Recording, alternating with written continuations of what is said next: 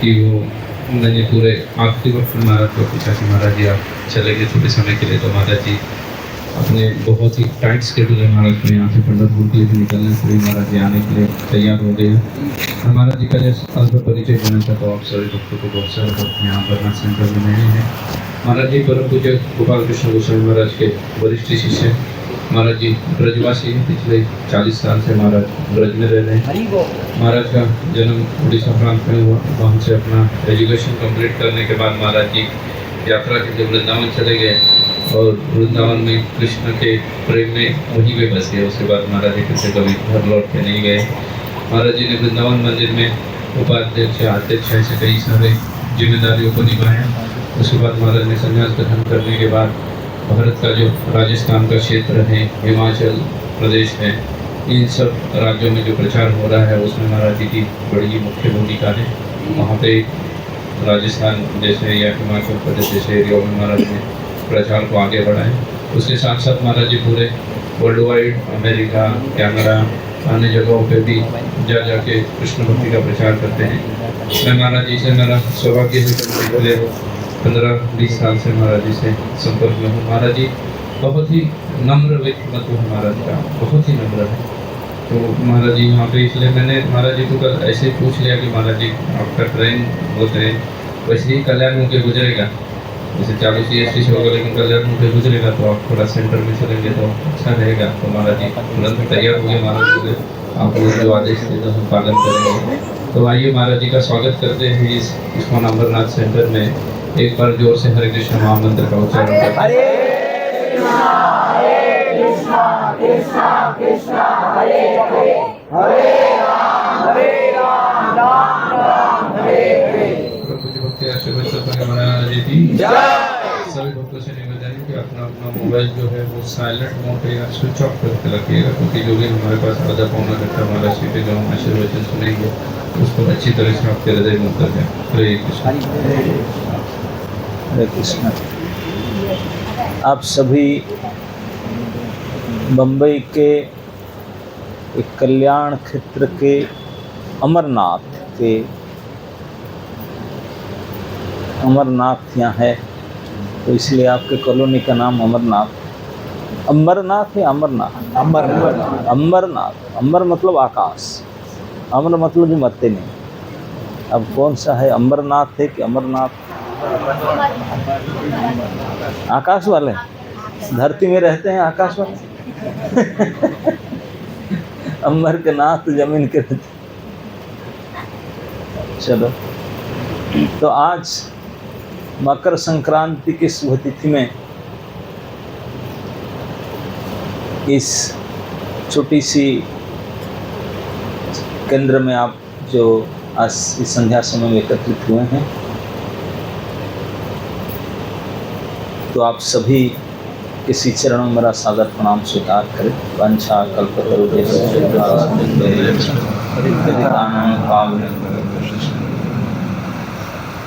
मैं देख रहा हूँ आप लोगों को बैठने में भी दिक्कत हो रहा है, क्या करें अब व्यवस्था करेंगे, व्यवस्था वो थोड़ा जाएगा बढ़ा लेने के लिए। मकर संक्रांति के अर्थ है मकर राशि को संक्रमण।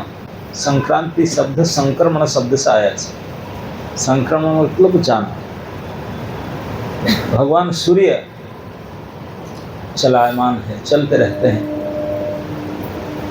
तो आज तिथि में धनु राशि से जाकर मकर राशि में जाते हैं।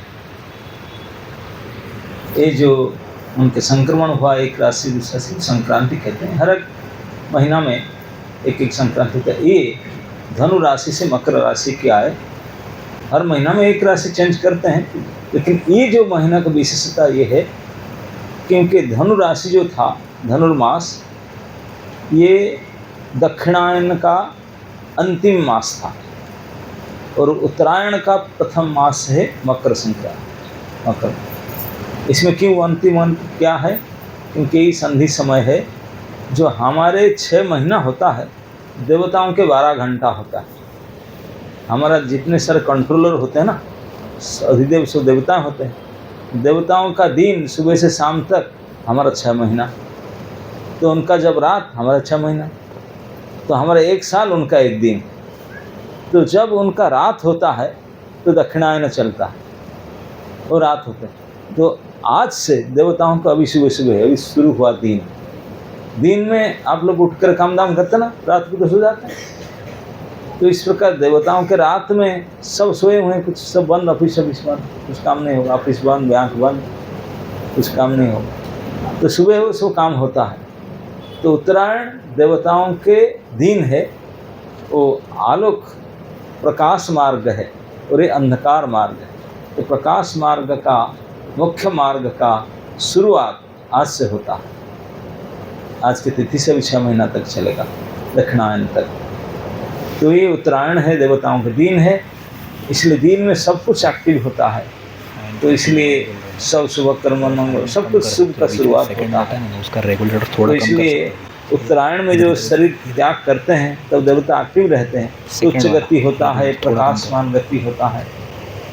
तो इसलिए इस तिथि में अनेक शुभ कार्य होता है। बड़े बड़े महापुरुष लोग इस उत्तरायण में अपना शरीर छोड़ना चाहते हैं। पितामह भीष्म ने अपेक्षा करते हुए आज के तिथि में शरीर छोड़े। आज की तिथि में भगवान श्री चैतन्य महाप्रभु ये प्रकाश तिथि में उन्होंने संन्यास लेकर त्यागे। आज की तिथि में मकर मेला में जानते हैं गंगा सागर में बहुत बड़ा मेला होता है। गंगा जी ने आज की तिथि में समुद्र में प्रवेश करने से पहले सागर वंश के 60,000 पुत्रों जो जल करके राख होकर हजारों साल में बढ़ते उनको उद्धार करके स्वर्ग प्रदान किए, मुख्य प्रदान किए गंगा स्पर्श से। आज की तिथि क्योंकि मुख्य तिथि है आज, तो आज गंगा स्पर्श से उनका मुख्य हुआ। तो इस प्रकार अनेक शुभ घटना से समन्वित आज की तिथि है।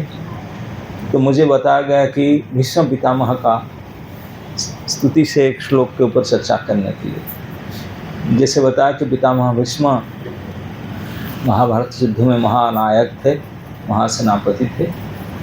उन्होंने 10 दिन तक लड़े। 10वां दिन में अपने बाण त्याग दिए, खुद लड़ाई बंद कर दिए, क्योंकि वो शिखंडी को देख करके तो अर्जुन के शराघात से सरसज्जा लिए, बाण के सज्जा में लेटे। शरीर छोड़े नहीं, क्योंकि शरीर छोड़ना उनके हाथ की बात था, हमारा नहीं, उनका सौभाग्य था। उनके पास शक्ति था, जब चाहेंगे मरेंगे, जब नहीं चाहेंगे तब तो नहीं मरे, कोई नहीं मार सकता। इच्छा मृत्यु का वरदान था उनके पास में।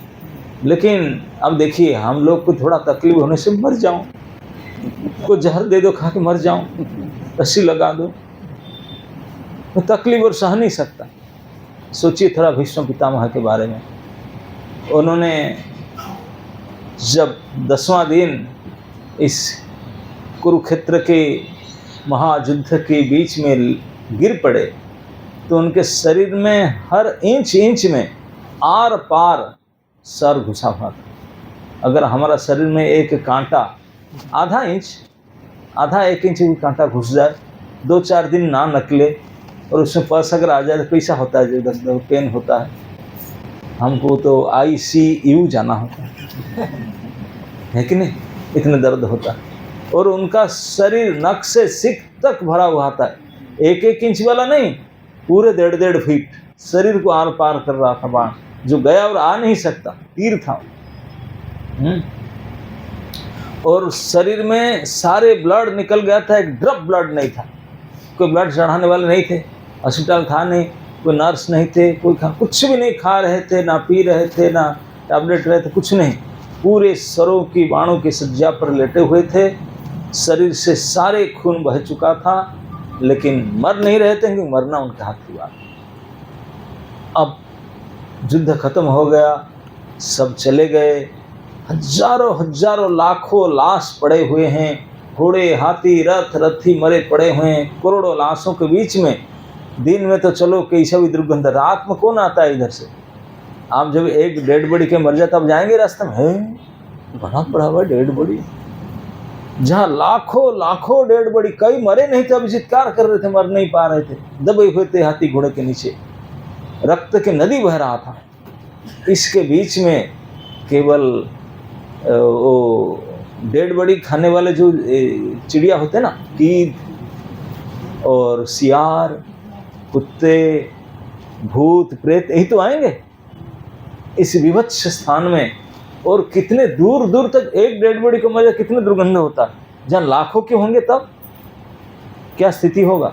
उसके बीच में लेटे हुए हैं, कितने भयंकर दृश्य, जहाँ भूत प्रेत पिशाचों की अड्डा स्थली है, जहाँ गीध सियार के भोजन स्थली है, और इतने दुर्गंधमय, इतने अपवित्र स्थान, इसी के बीच में पितामह भीष्म प्राण नहीं त्यागे, इस पिशाचों के बीच में वो लेटे हुए हैं।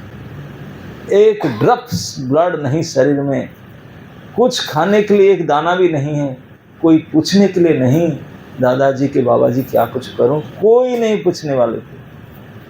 संसार में सबसे ओल्डेस्ट आदमी पितामह, उनके कितने पुत्र तो उनके थे, शादी तो नहीं किए, तो ब्रह्मचारी थे, लेकिन उनके अनुयायी कितने कितने थे, उनको दादा दादा बोलते थे, पिता पितामह मानते थे। लेकिन ये सब होते हुए कि इतने बड़े महानायक होते हुए भी अब अकेले पड़े हुए हैं, है ना। नहीं, इस स्थिति में हम होते तो हम तो हार्ट फेल हो जाता, मर ही जाते, हमको कुछ पॉइजन खाना जरूरत नहीं था, अपने आप ही मर जाते डर के मारे। लेकिन ये सारे को सहन करके, महासहनशील आदमी थे, सहन करके 58 डेज, लगभग 2 महीने तक केवल जल पीते थे और कुछ नहीं। वो जल भी बिस्लेरी वाटर नहीं, वो लेकर देता नहीं थे ग्लास में। अर्जुन ने बाण मार करके गंगा जी के प्रकट किए थे, उस धारा को पीते थे, क्योंकि वो गंगा जी के पुत्र थे। उनके माता जी साक्षात गंगा देवी है, वो कोई मनुष्य तो थे नहीं, गंगा देवी है, और वो स्वयं देवता थे, वसु श्रेष्ठ देवता थे। तो उन्होंने केवल जल पी करके 2 महीना तक आपने काया को कल्प किए। काया कल्प जानते हैं? शरीर के अंदर जो ब्लड वो निकल गया, अब इस शरीर को शुद्ध कर दे, शुद्ध करना करते हैं काया कल्प।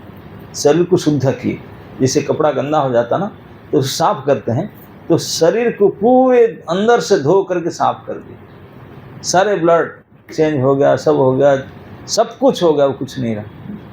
इस अवस्था में शुद्ध में केवल भगवान की चिंतन करते थे। और युधिष्ठिर महाराज सब हो गया, उनको राजा बनने के राज सिंहासन में बैठने के लिए रो रहे हैं। बोले नहीं, मेरी वजह से लाखों करोड़ों लोग मर गए, मेरे वजह से लाखों स्त्रियां विधवा हो गई, मैं उनका दोष मुझे लगता है, मैं कैसे राजा बनूं। वो रो रहे थे, उनको सारे समझाने लगे, बोले नहीं, धर्म स्थापना करने की जरूरी था, उनको समझ में नहीं आ रहा था।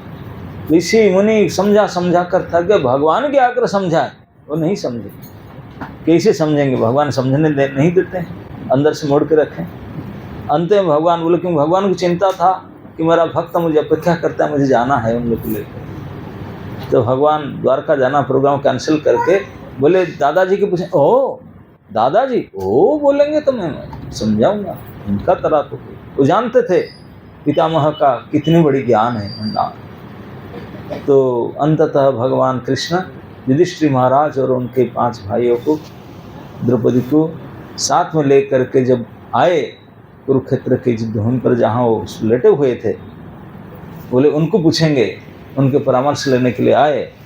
तो इस बात को मीडिया में पास हो गया कि अभी भीष्म पितामह क्लास देने वाले हैं। तो बाकी हम लोग तो जाते नहीं कोई, लेकिन संसार में जितने बड़े बड़े विद्वान ऋषि मुनि पंडित गण थे, जहाँ जहाँ से उनको पता चला, अनइनवाइटेड पता चला, दौड़े अपने अपने ग्रुप को लेकर के, अपने अपने फॉलोअर्स को लेकर के सारे आए। क्योंकि इतने बढ़िया स्थान तो था नहीं, जैसे आपने चटाई बिछा है, साउंड सिस्टम लगा है, ऐसा था नहीं। वो लोग अपने अपने आसन ला करके लाशों के बीच से हटा हटा कर अपना आसन लेकर बैठ गए। कितने दुर्गंधमय स्थान, कोई जाएंगे नहीं अब लोग बुलाने पर, लेकिन वो लोग आए, क्योंकि ये कथा फिर नहीं मिलेगा। इतने बड़े महापुरुष जब आज शरीर छोड़कर जाने के लिए मनस्थ कर रहे हैं, इस धरती पर एक महारत्न थे, वो जब जा रहे हैं, वो जाने से पहले अपने पूरा अभिज्ञता, अपने एक्सपीरियंस, अपने ट्रुथ, ये सब चीज को धरती में दे करके छोड़कर जाना चाहते हैं। जो सत्य का एक्सपेरिमेंट उन्होंने किए, अनुभव किए, उसको देख कर देना चाहते थे। तो इसलिए इसको पाने के लिए जो विज्ञ व्यक्ति थे, हजारों संख्या में ऋषि मुनि इकट्ठा हो गए। संसार भर के जितने ऋषि सभी आए थे, सब आकर अपना अपना बैठे और युधिष्ठिर और भीष्मदेव के कथोपकथन होने लगा। और भीष्मदेव के अंदर बोलने के लिए शक्ति तो था नहीं, इतने बड़े ऋषि मुनि आए, वो बेचारे बोल नहीं पा रहे थे, आंखों के आंसू से उनके स्वागत किए। लेकिन कृष्ण जानते हैं मुझे बुलाना है उनसे, तो भगवान जा करके उनके सर में अपने हस्त कमल से स्पर्श किए तो जैसे स्विच ऑन करने से लाइट जलता है, तो उनके शरीर में तेज आ गया, शक्ति संचारित हो गया। तब उन्हें बोलना शुरू किए। महाभारत में सबसे बड़ी लंबी पर्व है भीष्म पर्व। उन्होंने उपदेश दिए, धर्म की बहुत बड़ी उपदेश उन्होंने किए। करते करते करते करते अब तक ये संक्रांति, संक्रमण के समय आया, उत्तरायण का, जब सूर्य धनु राशि से मकर राशि संक्रमण करते रहे, देखे, तब ये महानायक जो हजारों लाखों योद्धाओं के जीता, हजारों लाखों योद्धाओं को, बड़े बड़े मनुष्यों को राजा बनाया, इसको सबक सिखाया, कितने कितने शास्त्र पुराण को पढ़ करके उपदेश दिया, सब कुछ, सभी धर्म के ऊपर आपने न्याय प्रवचन दिया। अब धीरे धीरे आपने मुख बंद कर दिए, चुप हो गए। चुप होकर के अपने सारे शक्ति, सारे इंद्रियों से खींच करके वह सामने खड़े थे भगवान, उनको देखने में लगा है। उनको देखे, बोले अब संक्रांति की समय हो रहा है, मैं उन्हीं को देखते देखते मैं इस शरीर को त्यागना चाहता हूँ। शरीर त्यागना मेरे हाथ की है, अभी मैंने उनको देख कर त्यागूंगा, मैं वेट करवा। तब जब उन्होंने भगवान को सामने देखकर उस शरीर को त्यागते हैं, तो कुछ स्तुति करते हैं उनको, भगवान को सामने देख करके। 12 श्लोक का स्तुति है। उसमें से सबसे पहले श्लोक से उन्होंने बोलते हैं, श्री भीष्म वाच इति मतिर उपकल्पिता वितृष्णा भगवती इति मति उपकल्पिता। सबसे पहले इति मति मतलब, इति मतलब कोई चीज को अगर शुरुआत करना होता है ना, तो अथा से शुरू करते हैं। अथा मतलब शुरुआत होता है। जब एंड करना होता है तो इति मीन्स एंड। तब भीष्म पितामह भगवान को जब हाथ जोड़ के, हाथ तो जोड़ नहीं सकते थे, जब उनको अपना जीवन को उपसंहार कंक्लूड करना चाहते थे, तो सबसे पहले ही शब्द बोले इति, और कुछ नहीं बोल सकता। अब मेरे से कुछ नहीं होगा, अब मैं इस मर शरीर को छोड़ना चाहता हूं। अब क्या करना चाहता हूं? सूर्य संक्रमण के मैं भी संक्रमण करना चाहता हूं। तो इति मति। अब मति मतलब सब समझते ना, आप लोग का मति है कि नहीं? मति मतलब बुद्धि, बुद्धि कहो मन कहो, दोनों ही है मति। मति भगवती सात्वत पुंग विभुनि, बोले मैं मति को आपको देना समर्पित, मति के समर्पण करना चाहता। क्योंकि पितामह भीष्म जानते थे श्री भगवान कौन है, सात्वत पुंगवे, परम पुरुष भगवान, वो तो जानते थे निश्चित रूप से। इसलिए तो लड़ाई में सामने खड़े थे, अर्जुन के सामने ही 10 दिन तक लड़े। अर्जुन को क्या लड़ेंगे, वो ड्राइवर को देखते थे, जानते थे ड्राइवर ही परम भगवान है, उनके सामना सामने करते थे। पैसेंजर तो पीछे बैठे थे, ड्राइवर सामने थे, तो भीष्म पितामह उनका सामना, उन्हीं को देखते थे। तो बोलते हैं कि अब इति, अब मैं कंक्लूड करना चाहता, इसलिए मति समर्पित हूं। मैं मति को क्यों देना चाहते हैं? क्योंकि मेरे जीवन का परम इष्टदेव, मेरा पूरा जीवन में मैं उन्हीं की पूजा किया हूं। मेरे भगवान, मेरे प्रभु, मेरे मालिक, मेरे सब कुछ है, मेरे इष्ट। आज मेरा इस दशा पर वो मेरे सामने आए हैं। मेरे सर्वोच्च पूज्य सम्मानीय प्रभु इष्टदेव मेरे पास आए हैं। मैं उनको कुछ तो भेंट दूंगा। अब देंगे ना, कुछ फूल दे देते हैं, फल कुछ तो देते हैं, प्रणाम करते हैं तो देने के लिए। गुरुजनों को, भगवान को कुछ खाली हाथ में थोड़े कुछ तो देते हैं ना। तो भीष्म पितामह, मैं क्या करूं, मैं इतने बड़ी होकर भी ना मेरे पास चेकबुक अभी है, ना डेबिट कार्ड है, ना क्रेडिट कार्ड, कुछ नहीं है।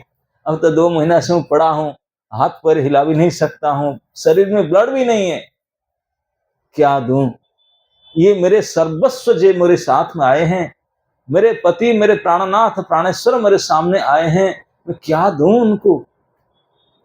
इस स्थिति में बोले, मेरे पास मेरे कहने के लायक क्या है मेरे पास, मुझे दूं उनको। केवल एक ही चीज मेरा है, मेरा मन, मेरे मति। इति मति, ये मति केवल रखना नहीं, दिस लास्ट। अभी जो कुछ कहना सब कह दिया, जो बोलना बोल दिया। अब मेरे बोली वाली सुन निकल करके मति को समर्पण करता हूं मेरे इष्ट के चरण में। तो इसलिए इति मति समर्पिता, मति को समर्पण करना चाहते हैं, मति को देना चाहते हैं। तो इसलिए मति को देने से पहले बोले कि मैं उसी को देता हूं, आप स्वीकार करो। कोई भेंट देता है तो आशा रखता है कि मैं दिया मुझे कुछ फेवर करेगा। बोलते नहीं, अनबद्या, मैं कुछ नहीं चाहता, अभी मेरे कुछ इच्छा नहीं है, केवल मैं मति को आपके चरणों में समर्पण करना चाहता हूं। किसको समर्पण करना है मति, किसको देना चाहता है अपने मन को? जो सामने खड़े हैं। वो कैसे? तब ये श्लोक में मति समर्पण का विशिष्टता बताते हैं। त्रिभुवन कमनम तमालवर्णम रविकर गौरवराम्बरम दधाने बपुरलक कुलावृत आननाब्जम विजय सखे मतिरस्तु में न बद्या। उस विजय सखे में मति अस्तु अनवद्या। जो विजय के सखा है, अर्जुन का नाम है विजय। और बोलते हैं कि भगवान को भगवान ना करके क्या बोलते हैं? विजय सखे। क्योंकि पितामह भीष्म जानते हैं भगवान के स्वभाव को। भगवान को बहुत पसंद है क्या? अगर उनको अपने भगवान भक्तों के साथ जोड़ कर बोलते हैं, भगवान बहुत खुश होते हैं, यही चाहते हैं। जैसे आप कोई घर में कोई आपका मेहमान आया, आप अगर जानते हैं उनका फेवरेट डिश क्या है, नहीं तो पूछते हैं तो ही बनाते हैं कि पसंद करें। तो भगवान के सबसे पसंद है अपने निज भक्त, बहुत पसंद करते हैं। उनके नाम से अपने नाम को जोड़ना, उनके साथ फोटो खींचना, उनके साथ रहना। इसलिए भगवान को अकेले कभी नहीं देखेंगे, कोई ना कोई उनके फल उनके भक्त साथ में रहे। तो इसलिए भीष्म पिता बात को जानते हैं, इसलिए उनको प्रणाम करते कहते हैं कि मैं मति स्वीकार करो, हे विजय सखे। भगवान खुश हो गए, अच्छा मुझे विजय मतलब अर्जुन, अर्जुन के मित्र, हे अर्जुन सखे रति में अस्तु अनबद्या। आप हे विजय सखे, हे अर्जुन के सखा, आप में मेरा मति अनबद्य भाव में रहे। अनबद्य मतलब किसी प्रकार के फलाभि संधि का बिना, कोई उसके बदले मुझे आशा है नो, कुछ नहीं, कुछ मुझे नहीं चाहिए। आपको पूर्ण समर्पण करना चाहता हूं, मेरा मन बुद्धि को अनबद्य भाव में, कोई आशा कोई इच्छा के बगैर। हे अर्जुन के मित्र, मेरे मति को आप स्वीकार कीजिए। रतिम अस्तु अनवद्या। मति रति, रति मेरा प्रेम, मेरे बुद्धि, मेरे मन, सब कुछ मेरा जो कुछ है आपको देना चाहता हूँ, आपके चरण समर्पण करना चाहता हूँ। आप कैसे हैं ना, मैं अभी देख रहा हूं आपको, मेरे सामने तब खड़े हैं। कैसे खड़े हैं ना? त्रिभुवन कमनम तमालवन। अब भीष्म पितामह अपने अंतिम क्षण में और दुनिया को देखना नहीं चाहते, दुनिया के रूप रंग को देखना नहीं चाहते। सारे जगह से आंख की दृष्टि शक्ति को खींच करके केवल सामने जो उनके प्राणेश्वर खड़े उन पे फिक्स कर दिए, उनमें लगा दिए। और दुनिया को देख, पांडव वगैरह कोई किसी को नहीं देखना चाहता हूं, भाई बंधु कुटुंब दुनिया संग किसी को नहीं। अब सारे इंद्रियों के शक्ति को खींच करके केवल इसी में केंद्रित किए हैं। वो कैसे दिखाई पड़ते हैं, खड़े हैं ना? सबसे पहले कहते हैं त्रिभुवन कमनम। इन 3 भुवन, ये मध्य लोक है, उच्च लोक है, अधलोक है। ये तीन लोक में आपके जैसे कमनीय, कमनीय मतलब इतने सुंदर कोई हुआ ना होगा ना हो सकता।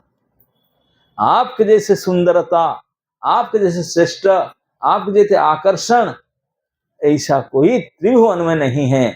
त्रिभुवन में नहीं मतलब त्रिभुवन के जितने प्राणी है वो आपके देखने के लिए तरसते हैं, आपके देख करके पागल हो जाते हैं, आपको देख कर नतमस्तक होकर हाथ उठाकर, हाँ प्रभु आप कैसे सुंदर है, सभी आपके प्रति आकर्षित हुए। त्रिभुवन में केवल मैं नहीं है, कोई ऐसा है जो आपको देखकर नहीं फंस रहा। तो इसलिए त्रिभुवन कमनम, ये तीन भुवन में त्रिभुवन सुंदर, हे त्रिभुवन कमनीय व्यक्ति, इन तीन भुवन को चकित चमत्कृत करने वाले, आकर्षित करने वाले, आनंदित करने वाले त्रिभुवन कमनम, आप दिखते हैं कैसे ना, तमाल वर्ण। तमाल पेड़ देखे आप लोग, सांवला बनने का होता। हम लोग तो सब गोरा गोरी की आजकल पसंद करते हैं, लेकिन भगवान गोरे नहीं थे और गोरी उनके पीछे पड़े थे। भगवान तो काले थे, हमारे जगन्नाथ जी भी काले सांवले। तमाल वर्णम, पितामह भीष्म ही कहते हैं, बोले आप त्रिभुवन में सर्वश्रेष्ठ सुंदर पुरुष है, लेकिन आपका वर्ण कैसा है, श्यामल वर्ण है, तमाल श्याम।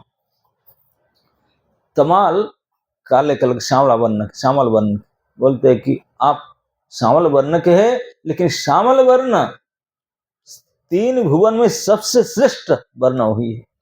क्या खूबसूरत है, आपके सामने तो कंदर्प कोटि कमनीय विशेष शोभम। कंदर्प कहते हैं सबसे सुंदरता का श्रेष्ठ, करोड़ों कंदर्प आपको सामने शर्म कर भाग जाते, बोले क्या हम समझाए।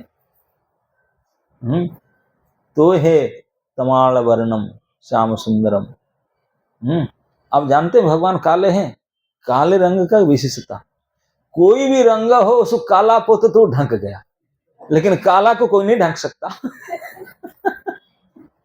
सब रंग को ढकने वाले काला है ना, नहीं ब्लैक आउट कर देंगे। तो इसलिए भगवान ब्लैक आउट में ही ब्लैक है, सब काउट कर सकता हूं। तो इसलिए श्यामल तामल तमाल वर्णम, ऐसे सुंदर तमाल श्याम वर्ण आपका है।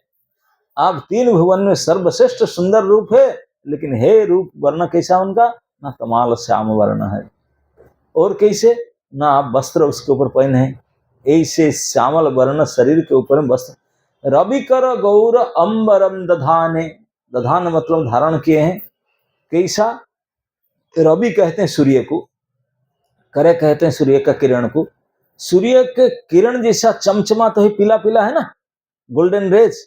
इसलिए रवि कर गौर, रवि के सूर्य के किरण सदृश चमचमाते हुए पीले कलर के वस्त्र पहने आपने। भगवान का नाम है पित्तवास, वास मतलब वस्त्र, पित्त मतलब पीला। भगवान हमेशा पीला कपड़ा पहन के पसंद करते हैं, बाकी कोई को। राधा रानी अंबर वस्त्र, अंबराधर, वो नीली और ये पीली, वो पीला वाले हैं वो नीले वाले हैं। तो भगवान हमेशा पीले कपड़ा पहनते हैं, उनको पसंद है। तो बोलते हैं कि आपके जो कपड़ा पीला है, ऐसे हमारे यहाँ के जो पीले रंग बोले ऐसा नहीं है। बोलते इतने चमक है, इतने चमक है कि सूर्य के किरण से फेल मार जाता है उसके सामने, इतने चमचमात है। और उसके ऊपर जो सूर्य की किरण पड़ता है देखने लायक बनता है। क्या तेजस्वी वस्त्र है आपका, रवि कर गौरव। भगवान की शरीर के वर्ण ही जैसा था, उसके ऊपर जो पीले पीले रंग के वस्त्र पहने थे वो उससे भी और सुंदर था। इसलिए बोलते रवि कर गौर अंबरम दधाने, अंबर मतलब वस्त्र, आपके जो ये सूर्य की किरण जैसा चमचमाते पीला वस्त्र, वो और भी बड़े सुंदर दिखता है। और क्या सुंदरता है ना, बपुर अलक कुल आवृत आननाब्जम, पूरे शरीर में श्यामल वर्ण, फिर पीले कपड़े, और आनन, आनन कहते हैं मुख को। ब्रह्मा जी का नाम है चतुरानन, 4 मुख वाले। शिव जी का नाम है पंचानन, 5 मुख वाले। हम एक आनन, एक मुख। तो ये उनके आनन जो था मुख था, इसमें भगवान के बोलते आनन अब्जम, अब्जम मतलब पद्म, अब मतलब पानी, पानी से जन्म लेने वाले जो है पद्म, तो आपके आनन मन मुख कमल के सदृश है, इतने सुंदर मुख है कमल जैसे, आननाब्जम। लेकिन उसमें क्या विशेषता है ना, अलक कला आवृतम, अलक कहते हैं बाल को, हमारा तो बाल है ही नहीं, इसको काट कूट दे।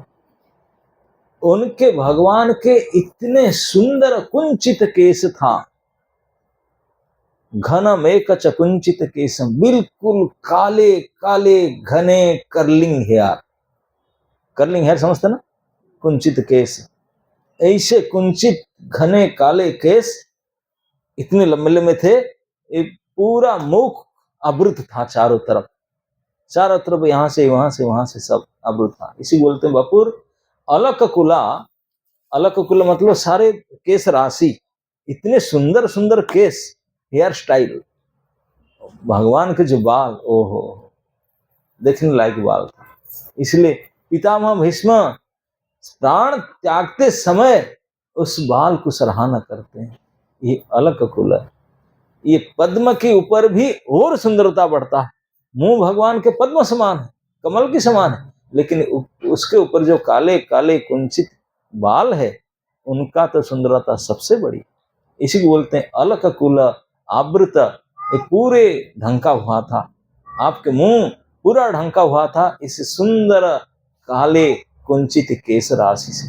ये केस राशि को देखने बनता है, आहा क्या सुंदर बाल है। आज श्री चैतन्य महाप्रभु अपने बाल को मुंडन करेंगे, आज संक्रांति तिथि है, आज के दिन उन मुंडन जो करें घर से, आज ने काल करेंगे, आज तो निकल गए, जो केस मुंडन के संन्यास लेने के समय हेड शेव करना पड़ता है। तो महाप्रभु जो हेड शेव करने के लिए बैठे, जो नापित जो नाई आया सेव करने के लिए, एक्सपर्ट नाई था, डिस्ट्रिक्ट का हेड था, हेड बड़ा सैलून था उनका, वो आया सुबह 6 बजे अपने अस्त्रा पजा करके सेव करने के लिए बैठा, जब आकर के देखा बाल को रोने लगा, बोला हाँ मैं हजारों हजारों का बाल सेव किया हूं, लेकिन ऐसा बाल तो मुझे देखा ही नहीं, छुआ ही नहीं। तो बाल को देख करके हाथ लगा करके प्रणाम करने लगा, रोने लगा, बोला हाँ ऐसे बाल को मैं काटूंगा, नहीं नहीं नहीं, ये तो श्री केस है, श्री केस में लिखा जाता है श्री बाल, हमारे बाल तो गंदे बाल है, फेंक दो उसका, हाथ धोने लगे, बाल को छुआ आपने, लेकिन भगवान के बाल भी भगवान है, श्री केस। आप जब कभी जाएंगे महाप्रभु के संन्यास स्थान कंटक ग्राम काटुआ में, यहाँ एक समाधि मंदिर है भगवान के श्री केश की समाधि, जो सेविंग के जो बाल उनका समाधि है। यहाँ बड़े बड़े महापुरुषों को नहीं होता, लेकिन बाल क्योंकि वो सामान्य नहीं थे, भगवान के बाल ऐसे सामान्य नहीं थे, लाखों करोड़ों लोग रोने लगे वो बाल को जब सेविंग करने, बोला हाय हाय क्या बाल है, ऐसे बाल था, क्योंकि भगवान है, भगवान का कोई चीज तो कुछ साधारण है ही नहीं।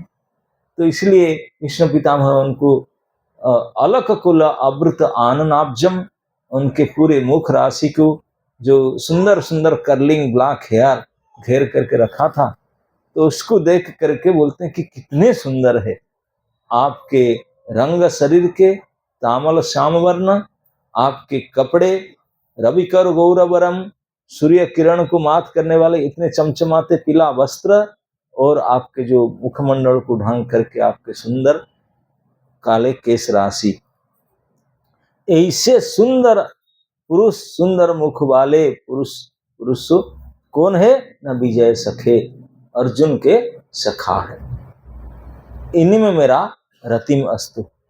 तो मरते समय में हम चाहेंगे कि मुझे मुख्य मिल जाए, मुझे स्वर्ग मिल जाए, मुझे यहाँ चले जाए, मैं यहाँ चले जाऊं। विश्व पितामह जो इतने बड़े ध्यानी ज्ञानी समझदार है, वो बोलते हैं कि विजय सखे, मेरे मन उस विजय की सखा पर जाए, स्वर्ग मुख्य सिद्धि कुछ नहीं मांगते। क्यों? क्योंकि वो जानते हैं पितामह भीष्म ने वो देखे कि विजय के साथ, विजय मतलब अर्जुन, अर्जुन का नाम विजय इसलिए है क्योंकि उनके सखा कृष्ण है। जहां कृष्ण रहेंगे वहां विजय बाय डिफॉल्ट रहेगा, बाय डिफॉल्ट। इसलिए जब युद्ध शुरुआत हो रहा था तो अपना अपने तरफ से सब इकट्ठा करने लगे सैन्य। तब द्वारका में गए, दुर्योधन गए, अर्जुन गए, दोनों भगवान को बुलाने के लिए, हमारा तरफ से आओ, हमारा तरफ से आओ। अब दुर्योधन तो भाई राजा थे, और तो अपना मर्सिडीज गाड़ी लेकर गए रॉयल का, और अर्जुन तो वनवासी आए थे तो पब्लिक ऑटो पकड़ कर गए। तो लेट में पहुंचे हैं ना, पब्लिक ट्रांसपोर्ट में जाएंगे और कहाँ जाएंगे, मेट्रो फेट्रो ध्यान नहीं। अब यहाँ से खारगर जाएंगे पूरा दिन लगता है कि नहीं, 30-35 किलोमीटर हो यहाँ, तो द्वारका कहाँ, हस्तिनापुर से द्वारका कितने दूर गए, तो लेट में पहुंचे। दुर्योधन पहले पहुंच गए थे, भगवान ने सोए, जानबूझकर लेटे थे। तो दुर्योधन गए, दुर्योधन भी उनका समधी है, समधी जानते ना, उनके समधी थे। तो चौकीदार छोड़ दिया, बोले जाइए समधी साहब। देखे कि भगवान सोए हैं तो दुर्योधन बोले क्या, ठीक है उठने बात करता हूँ। तो चेयर खींच करके उनके सराहने के पास बैठ गए, ठीक है उठने दो। घंटों के बाद अर्जुन पहुंचे, अर्जुन भी गए, अर्जुन के मित्र थे, उनको सिक्योरिटी छोड़ दिया। जाके देखे भगवान सोए हैं, वो चेयर फिर खींचा नहीं, चरण के पास बैठ गए। बोले प्रभु जब आराम कर रहे हैं तो चरण को मैं थोड़ा दबाऊं। धीरे धीरे चरण चापने लगे, इतने मुलायम, इतने धीरे धीरे चरण दबाने लगे, नींद ना हो तो हो जाए, नींद हुए तो और गाढ़ हो जाए। ये चरण दबाने का कला होता है। और यही से दबाओ, करके दबाओ, नींद तो छूट जाएगा, जान भी छूट जाएगा। ऐसे नहीं चरण दबाते, चरण दबाने का कला है, इतने आराम से करो ताकि जिसको नींद ही नहीं होता नींद आ जाए, मेडिसिन गोली की तरह काम करता है। ये कला है चरण चापने का कला।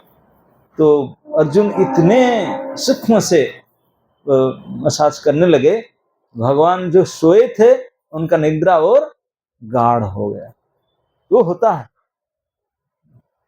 तो इसलिए ये विधि है। बड़े बड़े लोगों का जो सेवक होते हैं सबसे पहले चरण सेवा करते हैं, क्योंकि इसी में उनका आराम मिलता है।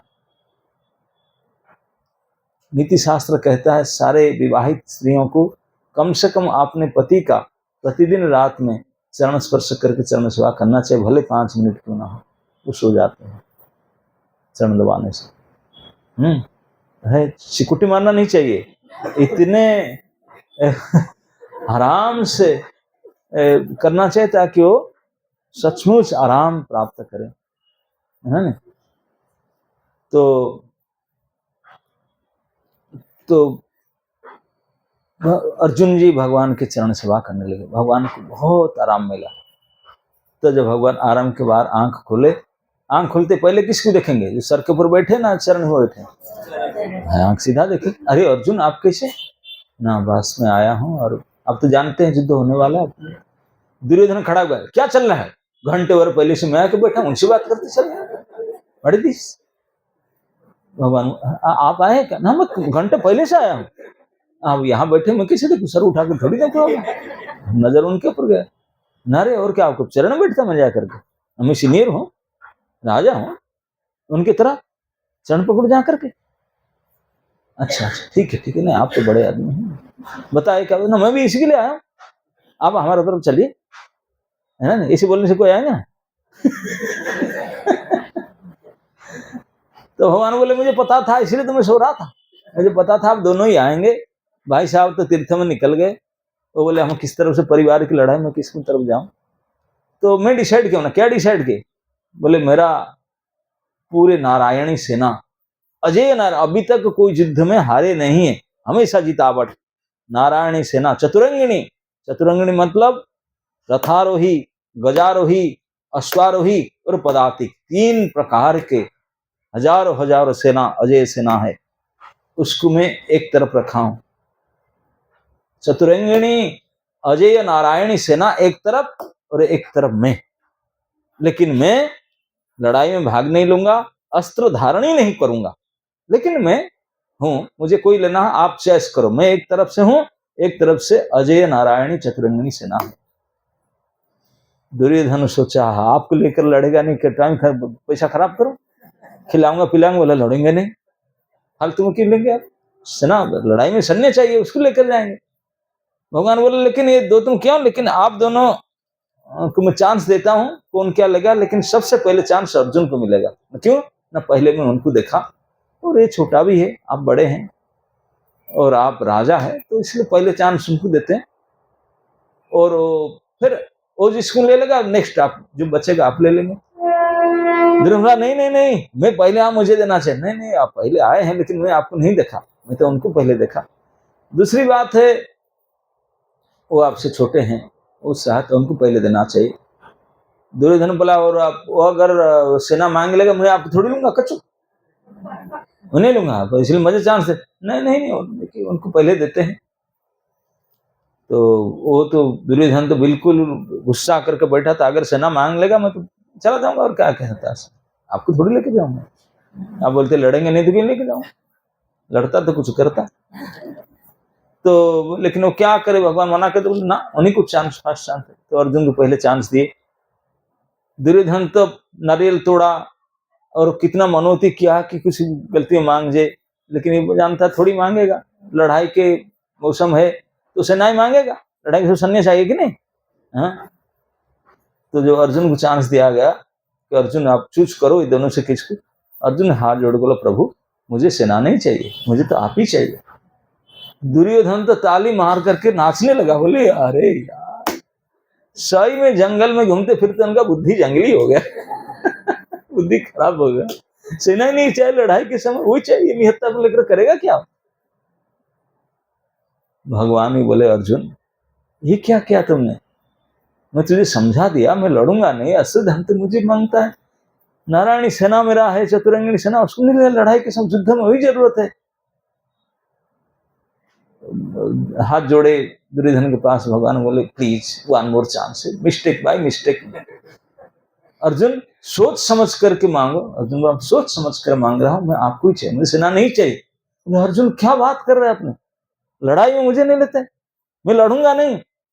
अर्जुन बोले प्रभु आप अगर लड़ना चाहेंगे भी, मैं हमको लड़ाएंगे नहीं, आप हम आपको लेकर जाने लड़ाने के लिए नहीं, लड़ेंगे तो हम, तो मुझे क्यों ले रहे हैं, बस हमारे साथ रहना, आप हमारे मालिक है, आपको थोड़ी काम में लगाएंगे, आपको पूजा करेंगे, आप हमारे अल्टर में बैठेंगे, हम लड़ेंगे, आप चाहने पर भी हमको लड़ाएंगे नहीं, लेकिन सन्य सामत हम लड़ने वाले, सन्य लेकर क्या करेंगे, केवल आपको लेने के लिए हम आए हैं।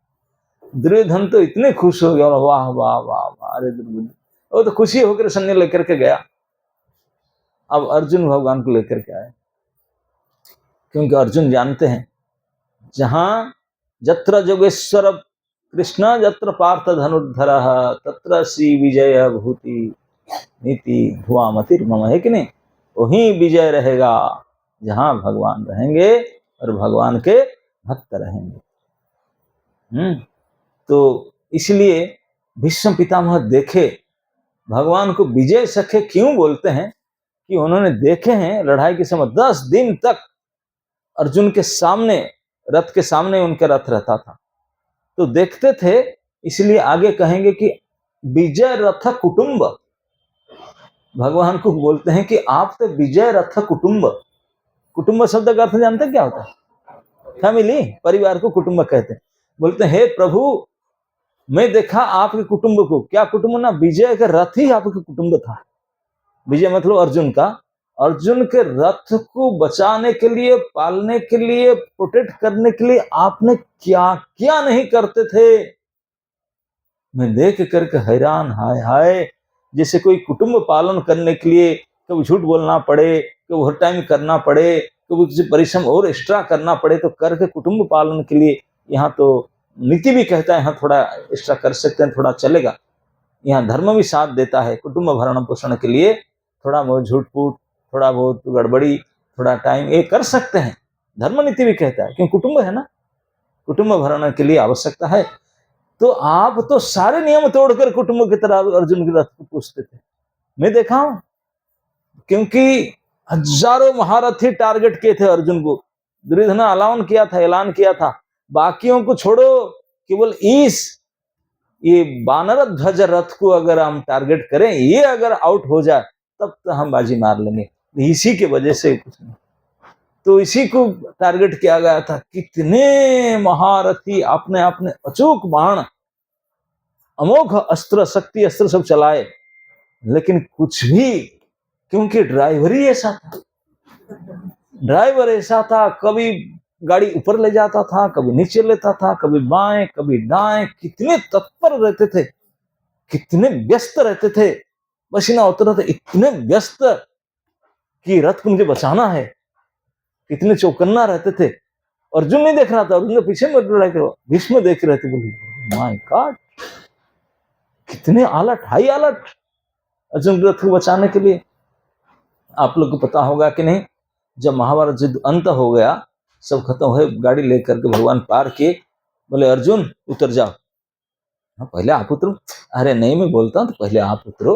अरे ड्राइवर को पहले उतरना चाहिए, बाद में ड्राइवर खोलेगा, मालिक उतरेगा ना। है सही है, लेकिन अभी आप उतर जाओ, मैं उतर कर फिर आपको अब अर्जुन उतर गए, सोच रहे थे क्या हो गया, तो भगवान जैसे उतरे, रथ तुरंत आग जल कर राख हो गई। इसी कैसे हुआ? भगवान तुझे पता नहीं था, इतने महाशक्ति बाण मारा गया था उसमें, लाखों की बाण, बिल्कुल शक्ति सिद्धि रिद्धि लगा करके मारे थे।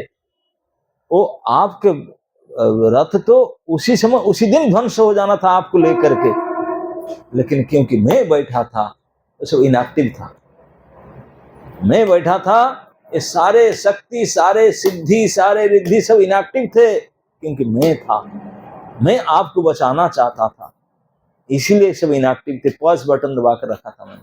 अब आज मैं उठ गया, 1 सेकंड में जल करके राख। आप अगर बैठे होते, आप भी राख हो गए होते। रियली? अर्जुन को पता नहीं, तो कितने बचाव किए भगवान। इसलिए बोलते हैं कि आपके कुटुंब था उनका रथ, आपके कुटुंब की तरह न्याय अन्याय एक्स्ट्रा टाइम करके आप उनको प्रोटेक्ट किए रथ को। और अर्जुन को कैसे रक्षा किए? कोई सखा ऐसा नहीं हो सकता कि अपने सखा को ऐसे सहायता करे, कैसे रक्षा किए। इन भीष्म पितामह आज शरीर छोड़ते हैं, उन्हीं को उन्होंने प्रतिज्ञा किए, बोले मेरे प्रभु हे विजय सखे, आप विजय को विजय दिलाने के लिए क्या क्या नहीं करते मैं देख रहा हूं।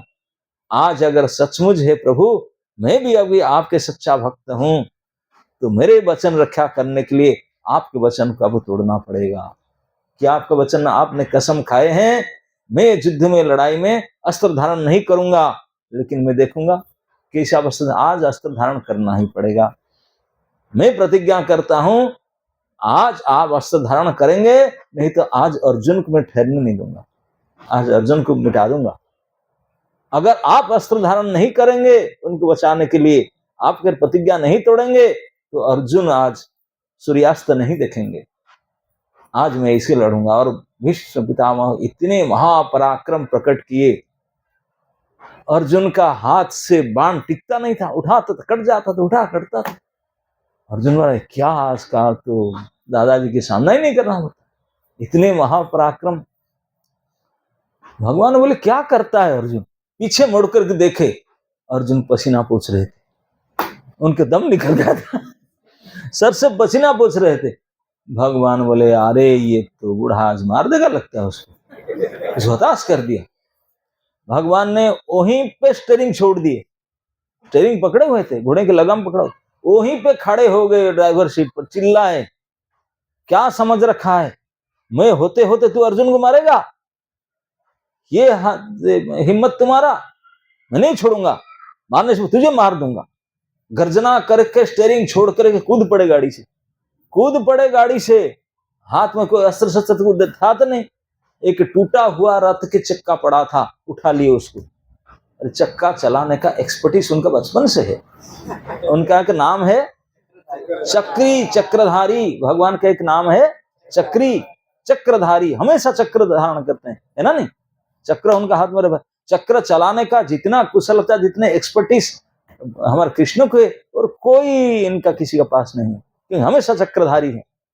लेकिन आज चक्र उठाए, चक्र तो हमेशा उठाते हैं, चक्र उठाकर दौड़े, चप्पल रह गया, कपड़ा उत्तरी गिर गया, दौड़ रहे हैं चिल्ला करके, मार डालूंगा तुझे, गर्जना करते हुए मेदिनी कंपने लगा, सब हाहाकार मच गया, जितने सारे बड़े बड़े रथी महारथी सब गन डाउन कर दी। बाप रे बाप, महाकाल को भी समन करने वाले इतने क्रोध मुद्रा में, धरती कांप रहा है, दौड़ रहे हैं। अर्जुन भी कूद पड़ा रथ से, पकड़ा, बोला प्रभु मैं कस करके लड़ूंगा, प्रभु आप अपना प्रतिज्ञा मत तोड़िए, मत तोड़िए।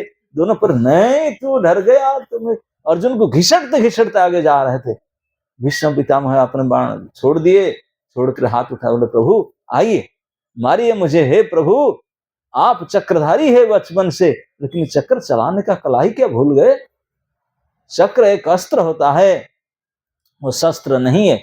शस्त्र होता है जैसे लाठी तलवार होता ना, उठाकर मारते हैं, और बंदूक आदि होता है चलाना, तो बंदूक मारना नहीं होता, वो शस्त्र अस्त्र होता है। तो चक्र अस्त्र है, चक्र को चक्र से जाकर पिटाना नहीं जाता, चक्र को चलाया जाता है।